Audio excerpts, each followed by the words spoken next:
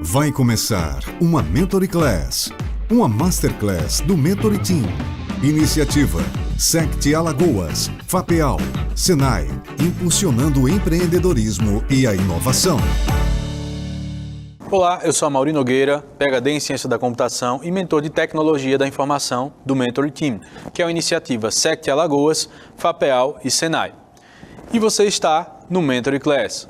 Hoje a gente vai falar sobre um tema bem relevante para quem é desenvolvedor e para quem não é. Vamos falar sobre metodologias ágeis. Você provavelmente já deve ter ouvido falar em algum lugar sobre Agile, metodologias ágeis, métodos ágeis ou algo parecido. Então, hoje a gente vai falar um pouco sobre isso, tá? Vamos falar um pouco sobre quais os problemas que as metodologias ágeis resolvem, o que são as metodologias ágeis, as vantagens da gente usar as metodologias ágeis e alguns exemplos e princípios também dessas metodologias. Então, vamos imaginar o seguinte, para começar a entender o que são metodologias ágeis, vamos lembrar sobre como era feito todo o processo de desenvolvimento de software, lá no tempo dos antigos Incas, Maias e Astecas. Nesse tempo, o pessoal fazia uma coisa chamada cascata, desenvolvimento em cascada. Como é que era feito isso? Era feito um levantamento de todos os requisitos logo no início do projeto. Então, o cliente ele precisava, por exemplo, saber tudo o que ele queria, tudo que ele ia precisar, tudo que ele não ia querer, e tudo isso era detalhado em um contrato bem longo. Isso aí você já deve imaginar que deu muito problema. Então, o cliente ele tinha que identificar, por exemplo, quais eram os requisitos funcionais, os requisitos, por exemplo, relacionados à tecnologia que ia ser adotada para desenvolver aquilo, quais eram os requisitos não funcionais, que são os requisitos particulares de cada negócio. Então, era feito um contrato bem longo e um contrato que a gente chama de contrato de escopo fechado. Então, inicialmente, o cliente ia precisar ter uma ideia bem consistente de tudo aquilo que ele queria contratar, porque ele ia pagar por aquilo, ele ia fazer um contrato fechado com aquilo, ia colocar tudo de uma vez para o desenvolvedor fazer. E aí, quando é que ele ia ter o retorno disso aí?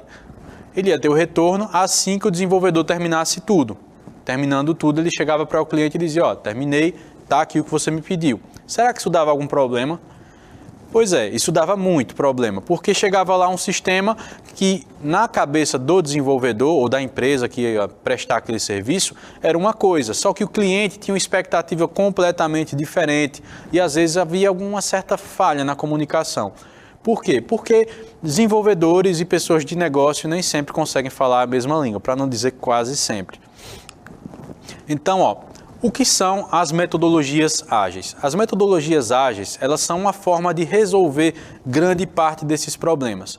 Você usando metodologia ágil, você vai, por exemplo, fazer entregas periódicas. O cliente ele vai participar de todo o processo de desenvolvimento para validar cada pedacinho daquele sistema e garantir que aquilo vai suprir as necessidades dele e vai atender às suas expectativas.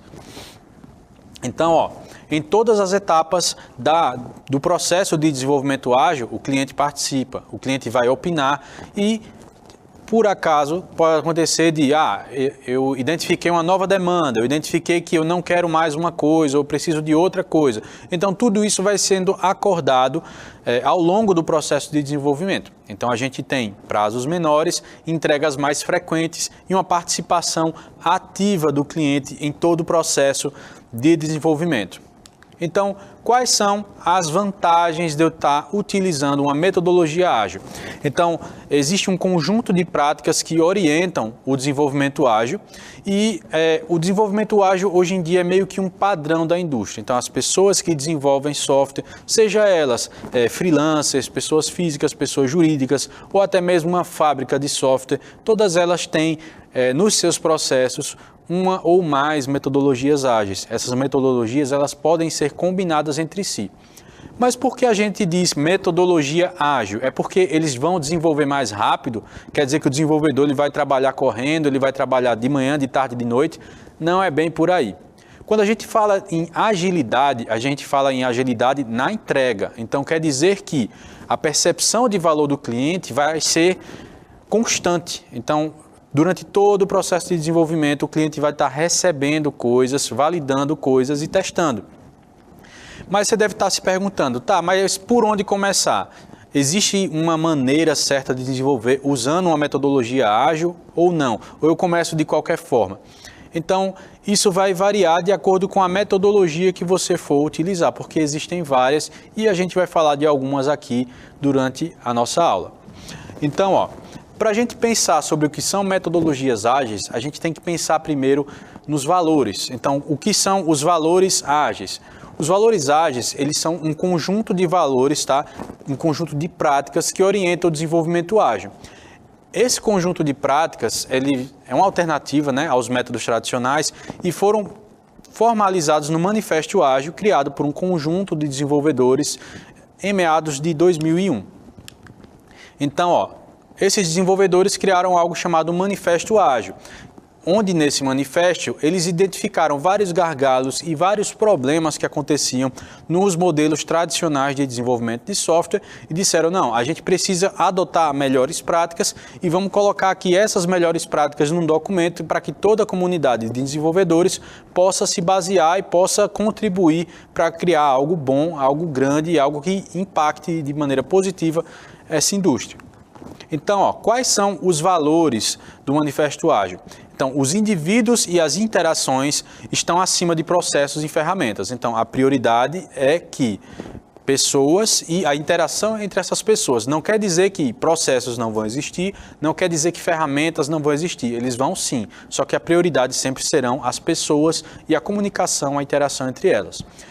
Outro princípio, outro valor, na verdade, software funcionando é mais importante do que uma documentação abrangente. Não quer dizer também que eu não vou documentar o meu software, eu devo, eu preciso documentar.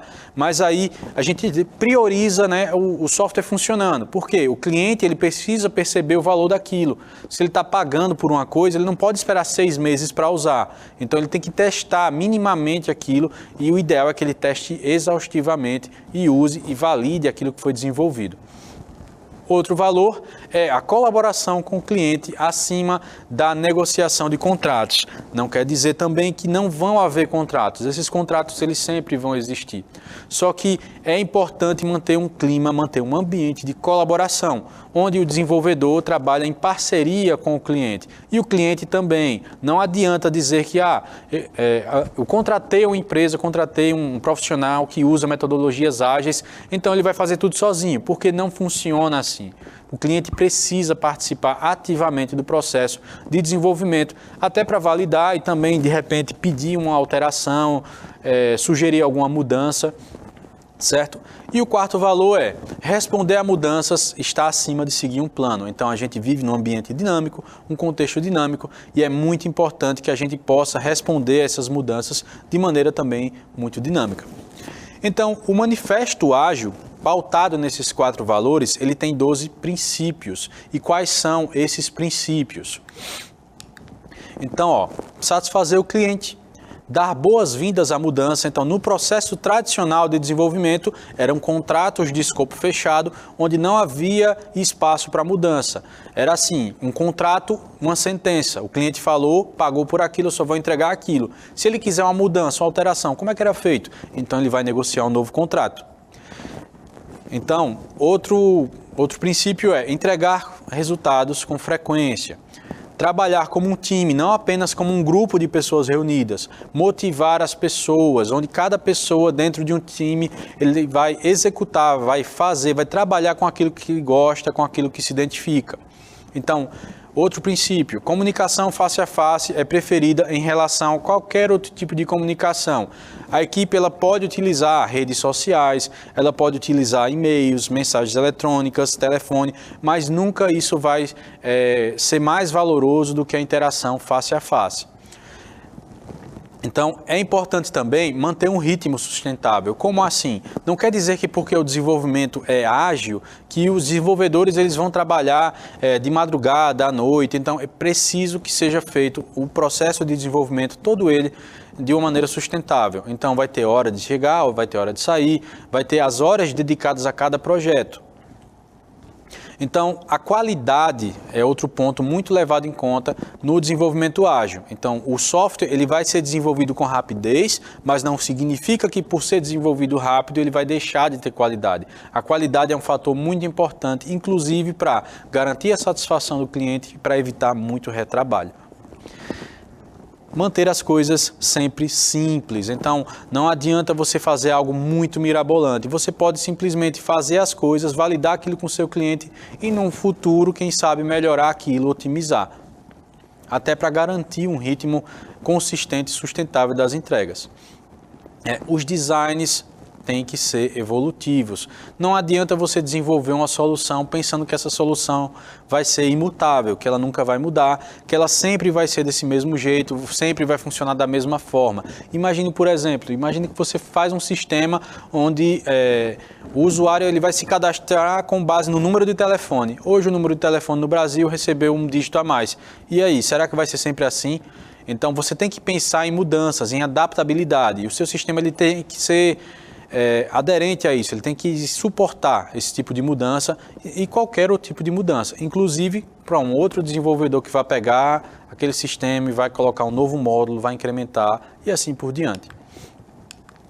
Então, a gente precisa refletir regularmente sobre o processo, sobre o que se está fazendo e analisar de que formas pode se melhorar de maneira contínua.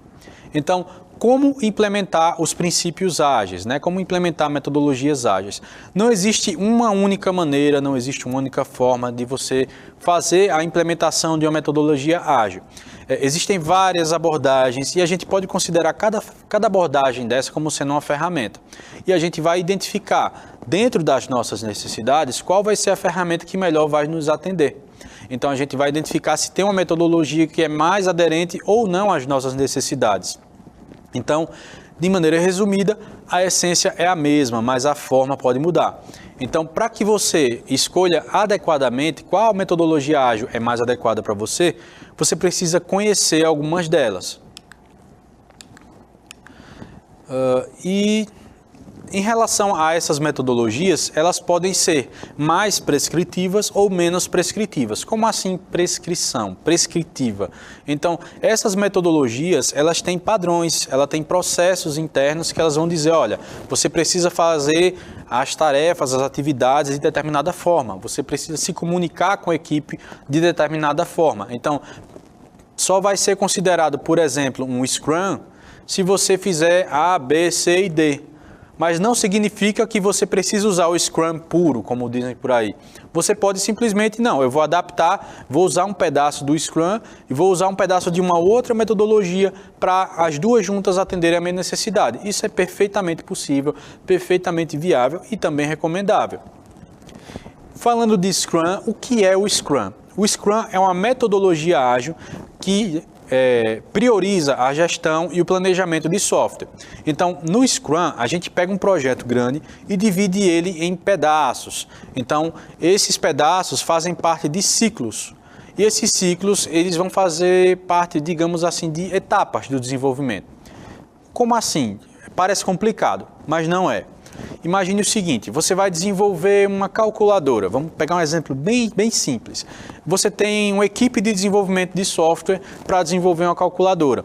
E aí você vai utilizar o Scrum para fazer isso. Você tem o seu time e aí você vai dividir esse seu projeto grande de calculadora em pequenas etapas. Você vai dizer assim, olha, eu vou colocar a divisão, adição, subtração, multiplicação, certo? Certo. Além de ter as operações, eu vou ter que ter a interface gráfica da minha calculadora que vai rodar no dispositivo Android e no dispositivo iOS. Aí eu já estou aumentando um pouquinho a complexidade. Então, veja que eu dividi essas tarefas. Como é que eu vou começar? Por qual delas eu começo? Quem é que vai dizer isso? Quem vai dizer isso é a pessoa que está pagando você para fazer essa calculadora. Então, vamos supor que para ela a multiplicação é a operação mais importante e ela quer que você comece pela multiplicação. Você vai começar o desenvolvimento por essa multiplicação e vai colocar dentro de um ciclo de desenvolvimento, de um pedacinho de tempo lá, que normalmente dura uma semana e a gente chama de sprint. Então, digamos que na primeira sprint você vai desenvolver a multiplicação. Por quê? Porque essa função é mais importante para o seu cliente. O cliente, ele recebe um papel. e esse papel normalmente a gente chama de dono do produto, né? Product Owner. E é ele que vai avaliar, por exemplo, vai avaliar se o seu produto, o que você está desenvolvendo, ele faz sentido para ele, se é da forma que ele quer, se é da forma que ele necessita. Então, existe uma equipe de desenvolvedores no Scrum, existe um gestor, né, o Scrum Master, que ele vai gerenciar essa equipe de desenvolvimento. O Scrum Master, juntamente com a equipe de desenvolvimento, vai definir, por exemplo, o grau de dificuldade de cada tarefa, para garantir que tarefas mais fáceis, elas podem ser, por exemplo, feitas em conjunto. Uma tarefa mais complexa vai demandar um pouco mais de tempo. Então, tudo isso é feito uma divisão dentro do Scrum para que essas tarefas elas sejam alocadas de maneira equivalente, por assim dizer. Então, o Scrum ele tem vários papéis, eu citei algum deles. Ele tem várias formas de acontecer, então a gente tem no início da semana uma reunião onde vai ser definido o backlog, que é a lista de tarefas, do produto, que é o geralzão. A gente tem o backlog da sprint. Como assim? Do produto e da sprint. Vamos lembrar da calculadora. A calculadora é um produto inteiro, então eu vou ter o backlog do produto. Imagine que eu vou começar a desenvolver a calculadora pela parte de multiplicação. Então a primeira sprint vai ser envolvendo multiplicação. Então, o backlog da primeira sprint vai ser multiplicação. E aí, nas semanas seguintes, eu vou desenvolver as outras operações. E aí vai ter reuniões diárias para saber o que foi feito hoje. Houve algum gargalo no desenvolvimento, alguém está com alguma dificuldade, está tudo ok, está tudo certo, então vamos passar para a próxima sprint.